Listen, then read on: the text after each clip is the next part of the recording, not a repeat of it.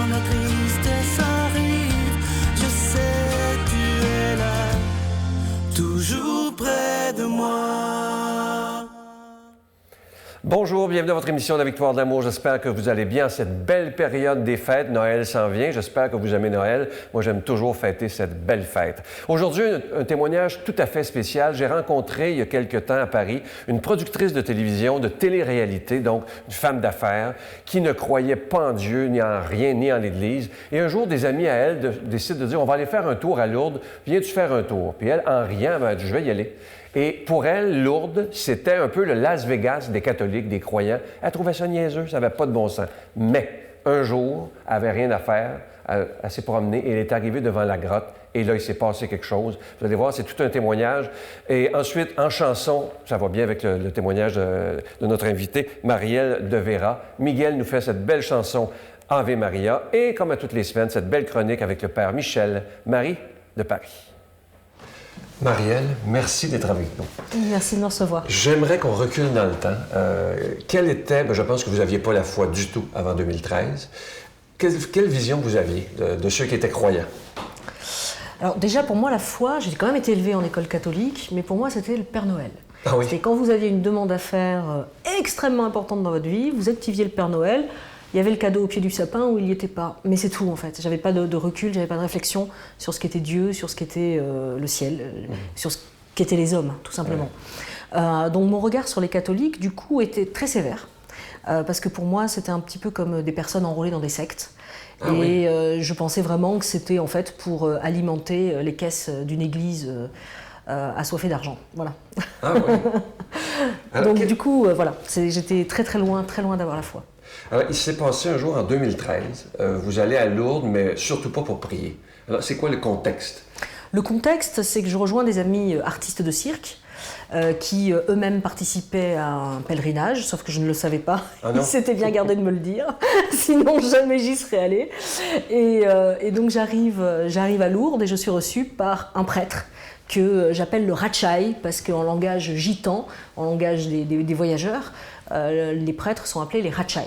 Ah oui. Donc du coup, comme tout le monde l'appelle le Ratchai, je l'appelle le Ratchai. C'est Bernard Bellanza qui a fait la préface d'ailleurs du livre aujourd'hui.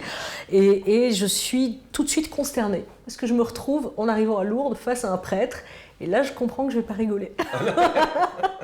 Et là je me dis, oh mon Dieu, piège. Et pendant 3 jours, je rigole pas en fait. C'est-à-dire que pendant 3 jours, je découvre toutes les petites boutiques de Lourdes. Je ne sais pas si vous connaissez Lourdes, mais voilà, il y a énormément de boutiques sur la Vierge. Donc ça alimente un petit peu ma croyance dans le fait que l'Église catholique n'est là que pour prendre de l'argent en fait. Donc je me dis, oh là là, c'est vraiment que du commerce. Et puis il se passe quelque chose d'assez incroyable au bout du 3e jour. Mais juste avant, je lisais sur vous, ça m'a fait sourire, la phrase que vous employez, c'est que pendant les 3 premiers jours, vous dites que vous avez vécu l'enfer à Lourdes à cause des messes, des processions, des boutiques. Comment on peut vivre l'enfer à Lourdes? En fait, ce qu'il faut comprendre, c'est que quand on n'est pas croyant, quand on n'est pas touché par la grâce, une messe, c'est interminable. C'est l'objet le plus ennuyeux de la Terre, où on a l'impression de réciter des choses, où il ne fait pas forcément chaud dans les églises, voilà. Et donc j'ai vécu l'enfer, c'est-à-dire que pendant 3 jours, j'ai eu des temps de prière, je ne priais pas, j'ai eu des messes, je m'ennuyais, je voyais des boutiques, j'avais pas envie d'acheter parce que c'était des vierges sous toutes les formes, donc je voyais pas pourquoi. Et de toutes les couleurs. Et de toutes les couleurs, donc je vois pas pourquoi j'allais acheter des choses. Donc en fait, pour moi, c'était atroce, en fait, c'était un calvaire. C'était un calvaire parce que je suis quelqu'un d'assez authentique et du coup j'avais l'impression de ne pas être authentique avec un truc qui tout m'agaçait quoi en fait. Donc j'étais vraiment pas bien en fait, vraiment pas. Qu'est-ce qui s'est passé au bout de ces 3 jours?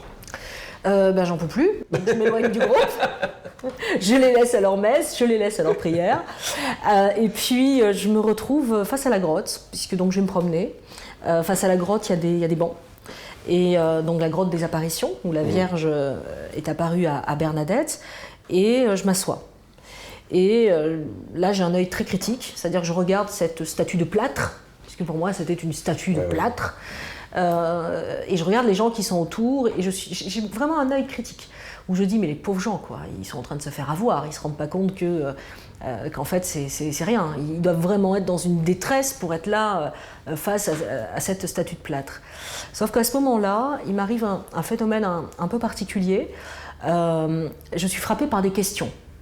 Donc des questions d'une voix intérieure, donc je ne vois rien avec mes yeux, j'entends rien avec mes oreilles, mais c'est vraiment une voix intérieure, très très forte, qui me pose des questions qui surtout appellent en moi une vérité.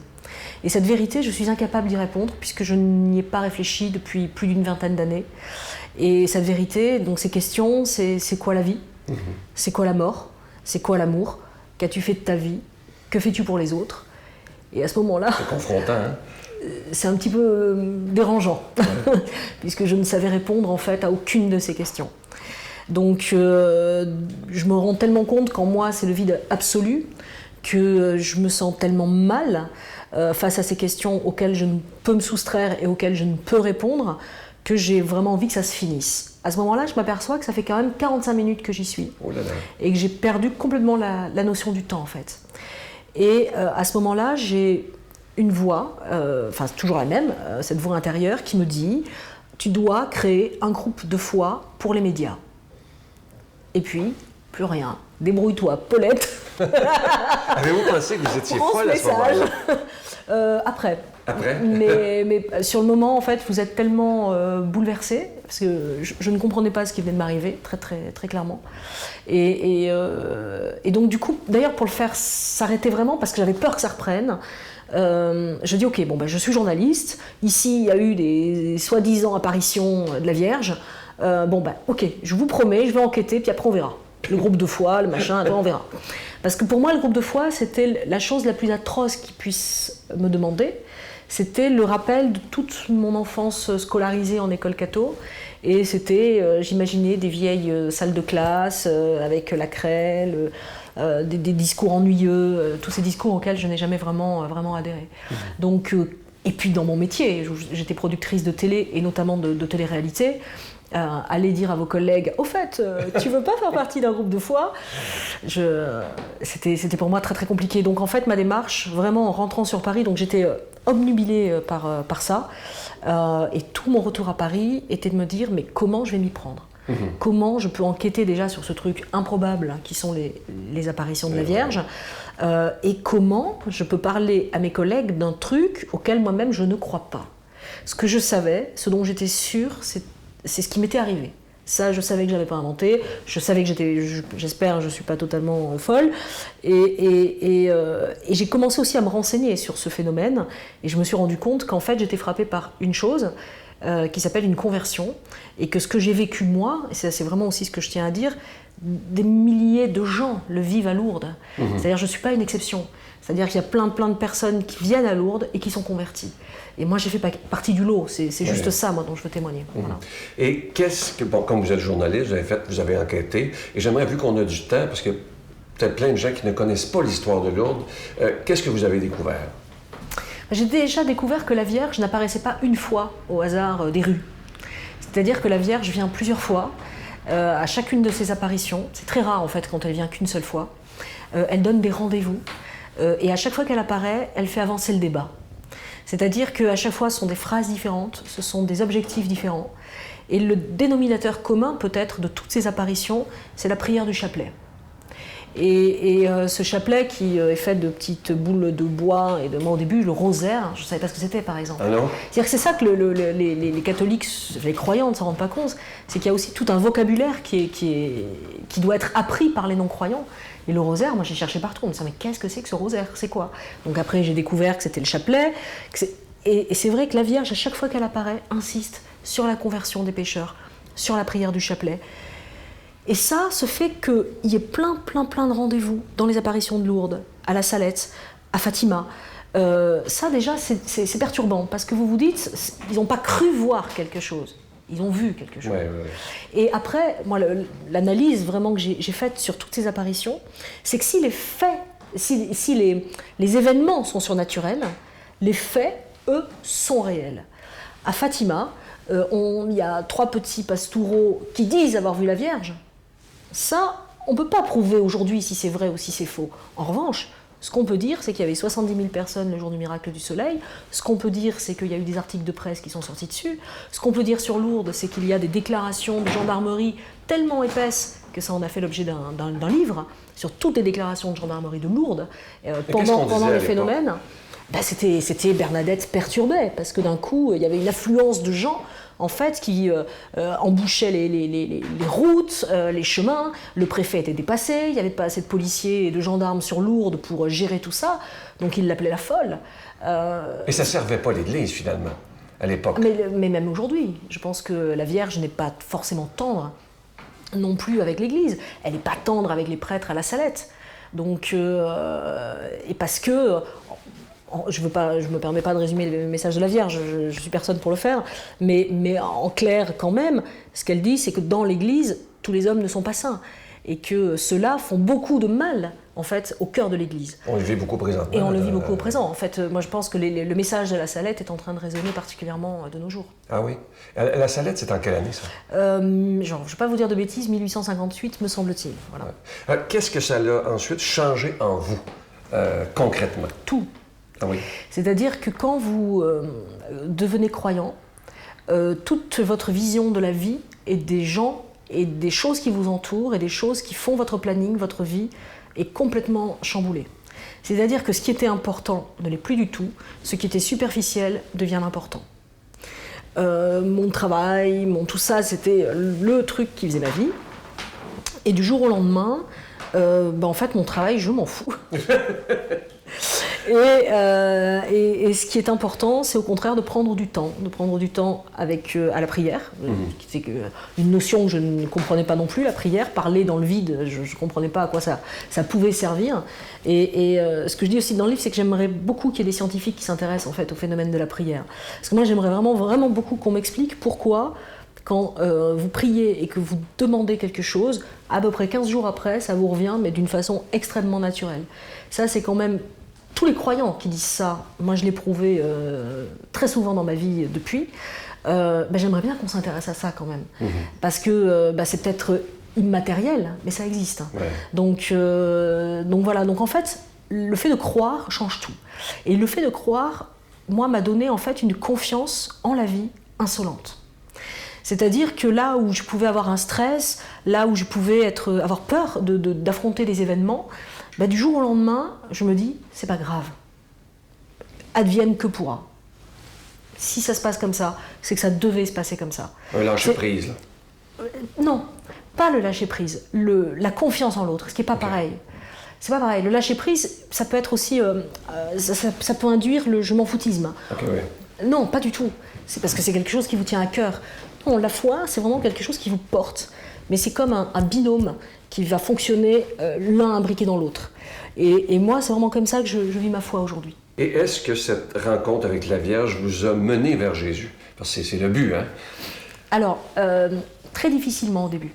Ah oui? Oui. Est-ce que c'est parce que j'étais une femme et que j'avais besoin de parler à une autre femme? Donc du coup, je me sentais un peu éloignée de ce Jésus fabricant de miracles. Ouais. Et puis petit à petit, et c'est là où la Vierge est assez extraordinaire, en effet, elle m'a emmenée vers lui, et notamment à Fatima. J'ai fait un pèlerinage à Fatima, c'était il y a 2 ans, avec des médias.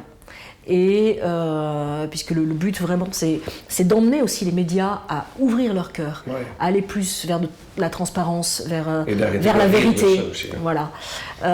Et de voir les choses avec l'essentiel, et pas seulement l'appel du titre. Et donc à Fatima, je me suis retrouvée à dire le chapelet un soir de procession dans la chapelle des apparitions.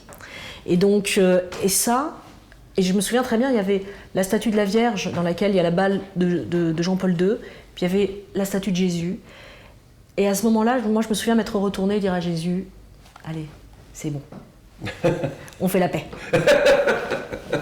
Voilà.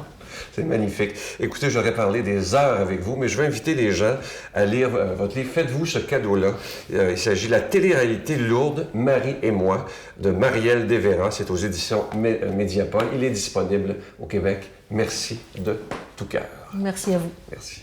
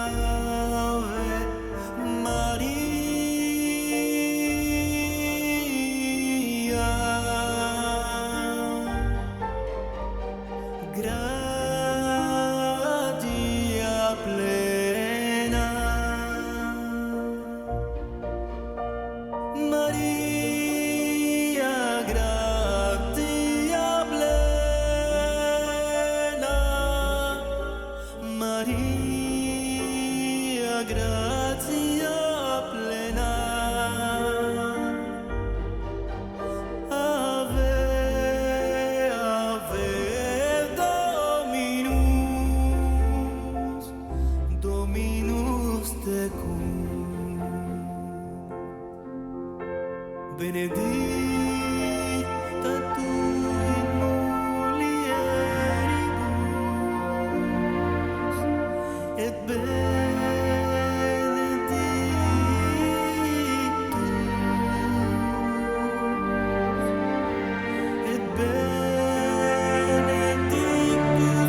fructus ventris tui,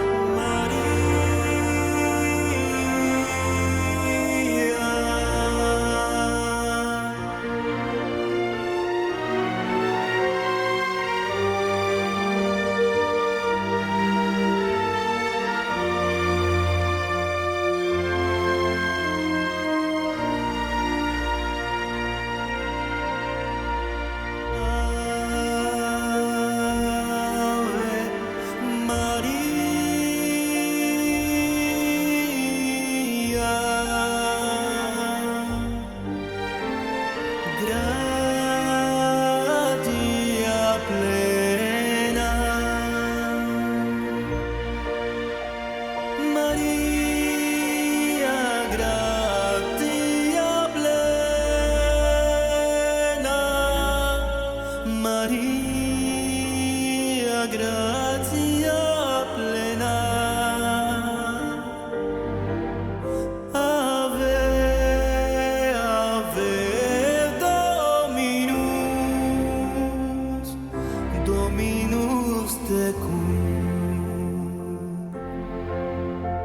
Benedicta tu in mulieribus,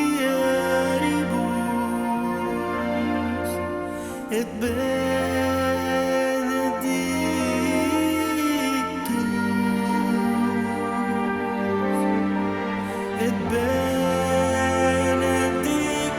fructus ventris tui, Jesus.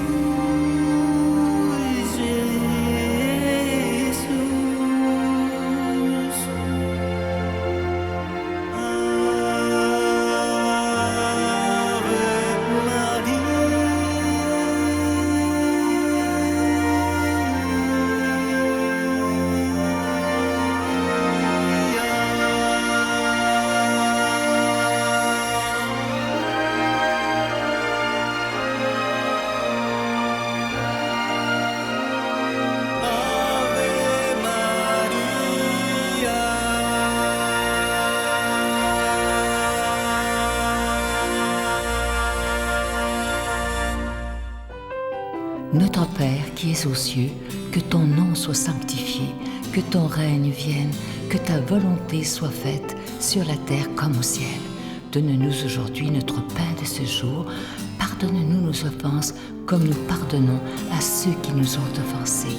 Ne nous laisse pas entrer en tentation, mais délivre-nous du mal, car c'est à toi qu'appartient le règne, la puissance et la gloire pour les siècles des siècles. Amen. Sa berger, assemblons-nous, allons voir le Messie, nouvel agréable, un sauveur enfant nous est né. Glory, glory, alléluia.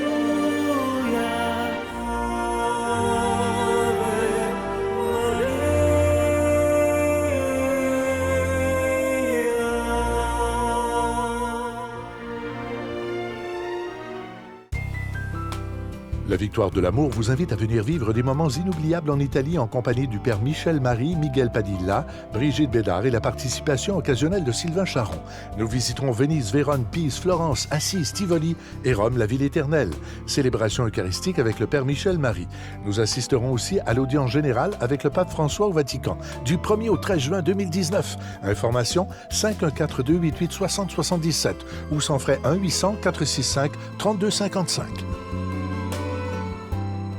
Si vous saviez comment je suis heureux, je vous en parle déjà depuis quelques semaines, de vous présenter ce magnifique cadeau du mois. C'est une belle exclusivité de la Victoire de l'amour. Et ce que j'aime, c'est que c'est pas fait dans une usine, c'est fait à la main, un à un, par des religieuses du Mexique, de Mexico plus précisément.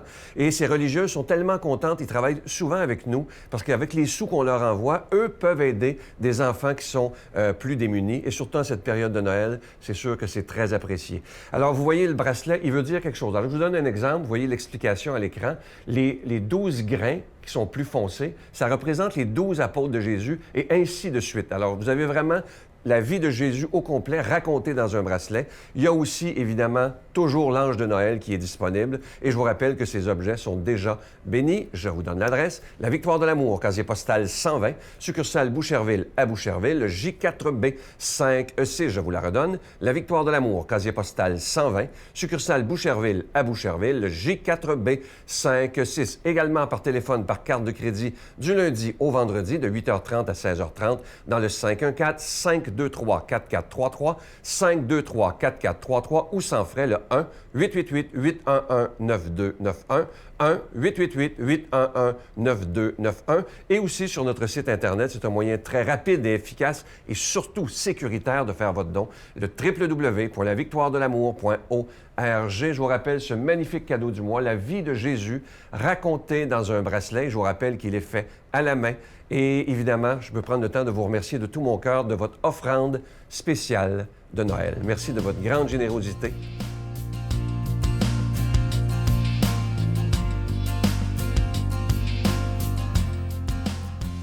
Une question bien délicate à laquelle je vais tout de même essayer de répondre. Comment parvenir à prier pour celui qui a tué un enfant? Ah, nous voilà devant une difficulté intérieure presque insurmontable, il faut bien le reconnaître. Voyons, par où commencer? Eh bien, par le commencement. Prier ne veut pas dire aimer. Voilà pour le premier principe. Si quelqu'un a fait du mal à l'un de vos proches, vous ne pourrez évidemment pas lui redonner votre confiance et a fortiori votre amitié. Prier pour un être, c'est avant toute autre chose le confier à Dieu, c'est remettre sous les yeux du Père et dans son cœur celui qui est son Fils, quoi qu'il ait fait. Même les plus grands monstres qui jonchent l'histoire humaine sont ses enfants. Ici jaillit donc un deuxième principe que nous allons cette fois-ci chercher sur la croix, où le Christ sanguinolent agonise.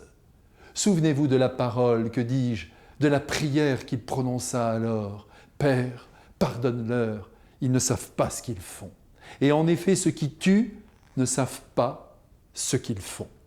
Et par là, pardonnez-moi, mais nous allons leur chercher des excuses. Quant aux actes les moins bons que nous posons, les uns et les autres, excusons-les aussi, car ils sont dus à des complexités intérieures dont certaines ne dépendent pas de nous.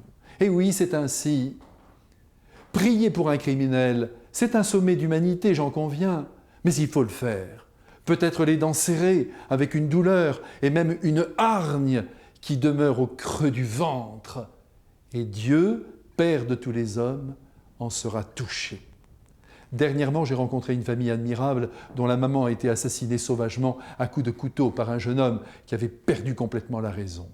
Eh bien, à la fin du procès qui le condamnait à 30 ans de réclusion, tous les enfants de cette maman sont allés voir son avocat pour lui dire « Dites à ce jeune que nous lui avons pardonné son geste fou. » Voilà, amis très chers, des êtres qui font grandir l'humanité en humanité, en transformant leur haine en bienveillance. Encore une fois, ce n'est pas de l'amour qui jaillit de leur cœur, mais c'est de la compréhension, du pardon, et c'est déjà beaucoup. Alors les uns et les autres, et moi en tête, prenons exemple sur cette famille sublime et essayons d'éprouver une estime pour toute l'humanité qui est loin d'être parfaite, sans jamais perdre de vue que nous sommes tous des êtres faibles et faillibles. Pas facile. À bientôt. Mon Dieu, donnez-moi la sérénité d'accepter les choses que je ne peux changer, le courage de changer les choses que je peux et la sagesse d'en connaître la différence. Amen.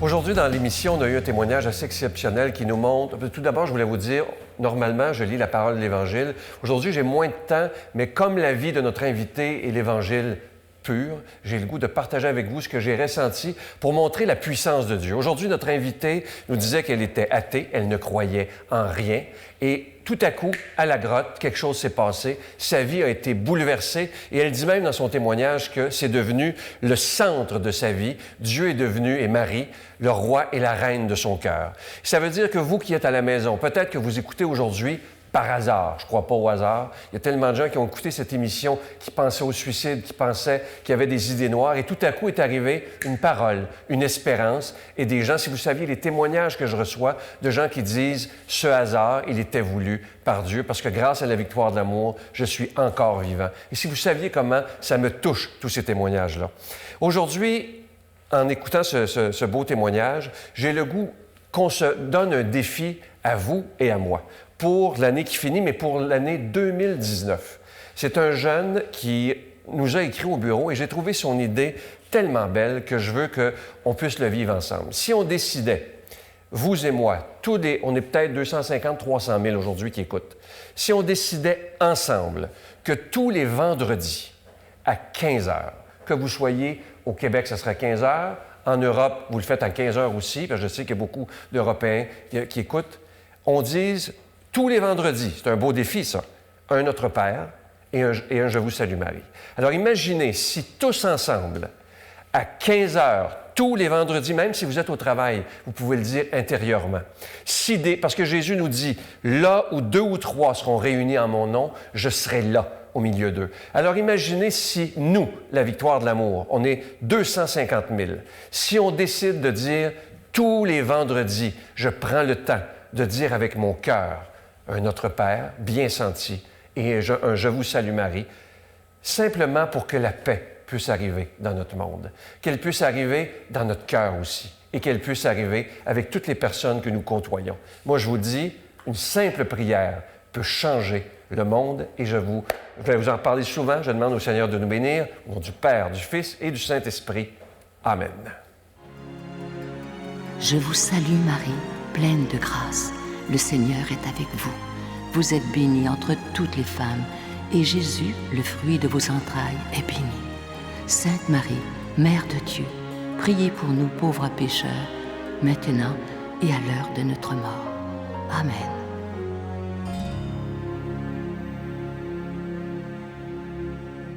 J'espère que ce témoignage vous a plu. Moi, je vais vous dire que ça m'a beaucoup touché. Ça prouve que même les gens qui se disent non-croyants, qui se disent athées, un jour, il peut arriver un événement et paf, tout change et la foi devient réalité. La semaine prochaine, on reçoit avec beaucoup de joie, on va être le 23 décembre. On va passer une belle demi-heure avec Mélissa Bédard qui nous fait 2 magnifiques chansons. Manquez pas ça. Et d'ailleurs, je vous laisse avec un extrait. À demain. Bye. Glory, glory, hallelujah. Glory, glory, hallelujah. Glory, glory, hallelujah. Chantons, chantons.